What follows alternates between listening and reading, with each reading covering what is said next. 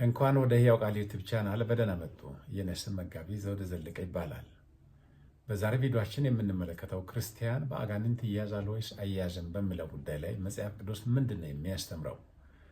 ከግለሰቦች የአገልግሎት ልምምድ ባለፈ መጽሐፍ ቅዱስ ከአጋንንታዊ ጥቃት ጋር በተያያዘ የሚያስተምረን እውነት ምንድን ነው የሚለውን በዚህ ቪዲዮ አጥብቀን ስለምንመለከት የቃሉ ባለቤት የሆነው የእግዚአብሔር መንፈስ በቃሉ ብርሃንና ማስተዋል እንዲባርከው እየጸለይኩኝ እንደዚሁም ደግሞ ቪዲዮን እስከ መጨረሻው በመከታተል በቃሉ ትምህርት እንዲባረኩ እየጋበዝኩኝ የእግዚአብሔር ቃል ትምህርት ወደ ሌሎችም ሰዎች እንዲደርስ ሼርና ላይክ በማድረግ እንዲተባበሩ እንደዚሁም ደግሞ ለዚህ ቪዲዮ ቤተሰብ ካልሆኑ ሳብስክራይብ በማድረግ ቤተሰብ እንዲሆኑ በአክብሮት እየጋበዝኩኝ በቀጥታ ወደ ትምህርት ያመራለሁ።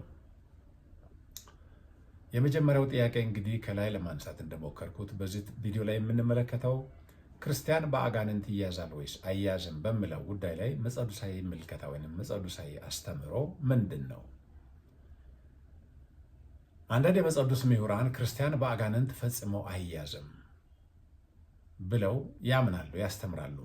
ለክርክራቸው ወይም ደግሞ ለትምህርታቸውም የሚጠቀሙበት የመጽሐፍ ቅዱስ ቃል በእንግሊዝኛው ላይ ፖሴስድ ተብሎ የተተረጎመው ቃል ነው። ብዙውን ጊዜ በአማርኛው መጽሐፍ ቅዱስ ክፍል በምናይበት ጊዜ እነ ማቴዎስ ወንጌል ምዕራፍ 4:24 ላይ ስንመለከት አጋንንት ያደሩባቸውን ሰዎች ብሎ ይላል። በሌላ ቦታ ደግሞ አጋንንት የያዛቸውን ሰዎች ይላል። ወይንም ደግሞ እርኩስ መንፈስ ያለባቸውን ሰዎች ያለ ይዘረዝራል። ይሄኛው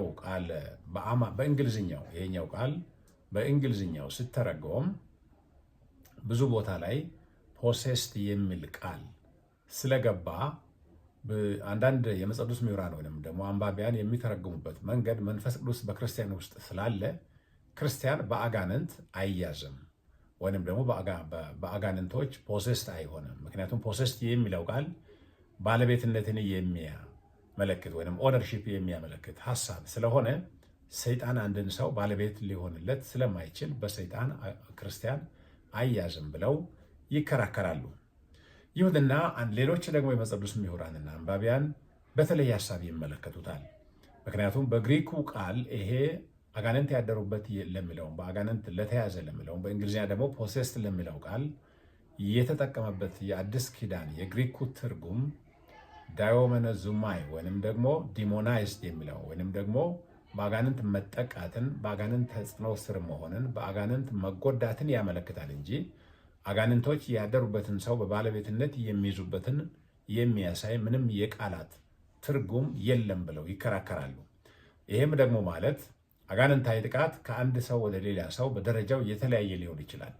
ለምሳሌ በማቴዎስ ወንጌል ምዕራፍ 16 ላይ ሐዋርያው ጴጥሮስ ጌታ ኢየሱስ ክርስቶስን አንተ የሕያው እግዚአብሔር ልጅ ነህ ብሎ ከመሰከረ በኋላ ከዚያም በኋላ ደግሞ ይህንን በሰማይ ያለው አባቴ እንጂ ስጋና ደም ስላልገለጠልህ አንተ ብፁዕ ነህ ብሎ ኢየሱስ ከመሰከረለት በኋላ ከዚያ በኋላ የሰው ልጅ ደግሞ ወደ ኢየሩሳሌም ይሄዳል፣ በሃይማኖት መሪዎች እንደሚያዝ፣ እንደሚገረፍ፣ እንደሚሰቀል፣ እንደሞት ሲናገር ይህ አይሁንብህ ብሎ ጴጥሮስ ሲናገር ጌታ ኢየሱስ ክርስቶስ አንተ ሰይጣን ከነ ራቅ በሚል እንደገሰጸ እንመለከታለን። ስለዚህ እዚህ ጋር የጴጥሮስ ንግግር በአጋንንታዊ ተጽዕኖ ወይም በሰይጣን ተጽዕኖ ውስጥ እንደወደቀ እንመለከታለን። አንተ ጴጥሮስ ራቅ አላለው። በቀጥታ ከጴጥሮስ በስተጀርባ እያናገረው ያለውን ሰይጣንን በማሰብ ወይም በማየት ነው ጌታ ኢየሱስ ክርስቶስ አንተ ሰይጣን ራቅ መሰናክል ሆነ ይብኛል ያለው። እንግዲህ ይሄኛው በንግግር የተገለጠ አጋንንታዊ ተጽዕኖ ነው ብለን በጴጥሮስ በኩል ወይም በጴጥሮስ ላይ የተገለጠ ተጽዕኖ ብለን ብንመለከት በማርቆስ ወንጌል 5 ላይ ደግሞ በገርጌሴኖን አገር ላይ እግር ብረትና ሰንሰለት ሊያስራው ሊቆጣጠረው ያልቻለ በመቃብር የሚኖር ሰውነቱን በድንጋይ የሚቧጭር ሰው እንደነበረ እንመለከታለን። ያም ሰው ቢሆን ግን የቁጥጥር ደረጃው ወይም አጋንንቶች የተቆጣጠሩበት ወይም ደግሞ ያጠቁበት ደረጃው በጣም የጠለቀ ከፍ ያለ እንደሆነ እንመለከታለን።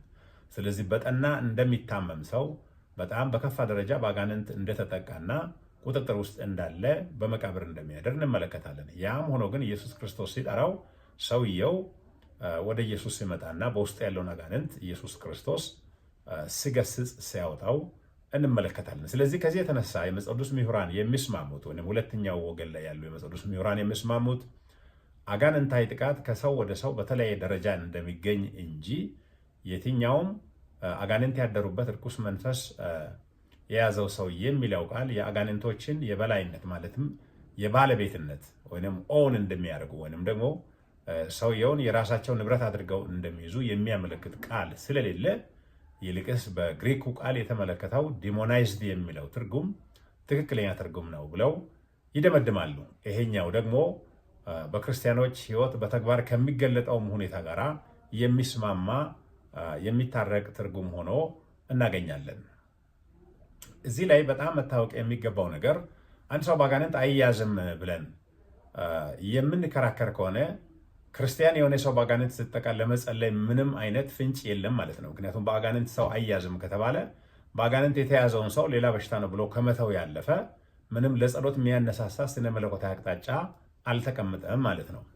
ስለዚህ ሰው በአጋንንታዊ ጥቃት ወይም ተጽዕኖ ውስጥ ሊወድቅ ይችላል። ክርስቲያንም የሆነ ሰው ዳግም የተወለደም ሰው ልክ ኃጢአት የእግዚአብሔር መንፈስ በውስጡ ያለ ሰው ኃጢአት በውስጡ ደግሞ እንደሚኖር ኃጢአትን እንደሚሰራ ሁሉ ሰው በአጋንንታዊ ተጽዕኖ ወይም ጥቃት ሊወድቅ ይችላል ብለን ካመንን ሰዎች በአጋንንታዊ ጥቃት በሚወድቁበት ጊዜ በጸሎት ለመርዳት ለማገልገል በአእምሯችን የምናምነው ነገር ያነሳሰናል፣ ያዘጋጀናል ማለት ነው። ስለዚህ ከዚህ አንጻር አንድ ሰው በአጋንንት አይያዝም ብሎ የሚከራከር ሰው በአጋንንት ጥቃት ውስጥ የወደቀውን ሰው በጸሎት ለመርዳት ምንም አይነት አቅጣጫ ስለማይታይ ትክክለኛ ትርጉም መስሎ የሚታየው በአጋንንታዊ ጥቃት ወይንም ደግሞ በአጋንንታዊ ተጽዕኖ ውስጥ ክርስቲያንም ቢሆን ሊወድቅ ይችላል ብለን እንድናምን ይሄ ዲሞናይዝድ የሚለው የእንግሊዝኛው ቃል ከግሪኩ የተወሰደው ትክክለኛ ትርጉም ያለበት ስለሆነ ከዚህ አንጻር ወደ አገልግሎትም ደግሞ ማለትም በአጋንንታዊ ጥቃት ውስጥ ለወደቁ ሰዎችም ትክክለኛ ርኅራኄ እንድናሳይ እንድንጸልይ አጋንንታዊ ጥቃትን ለመቋቋም ከነዚያ ሰዎች ጋር ሆነን በአገልግሎት እንድንረዳቸው የሚያግዘን ስለሆነ ተገቢ ትርጉም ነው ብዬ አምናለሁ። ስለዚህ እንደ አገልጋይና እንደ ቤተ ክርስቲያን መሪዎች ክርስቲያን በአጋንንት አይያዝም በሚለው ክርክር ብቻ ክርስቲያኖች ለአጋንንታዊ ጥቃት በሚጋለጡበት ጊዜ ማግለልና እንደዚሁም ደግሞ የተለየ ኃጢአተኞች አድርገው ወደ ጎን ከመጣል ይልቅ እንደዚሁም ደግሞ በዛ የተጎዱትን ሰዎች ከመርዳት ዞር ከማለት ይልቅ አጋንንታዊ ጥቃት በተለያየ ሰው በተለያየ መልክና ደረጃ ሊገለጥ ስለሚችል መጸለይ፣ መርዳት ተገቢ እንደሆነ አምናለሁ።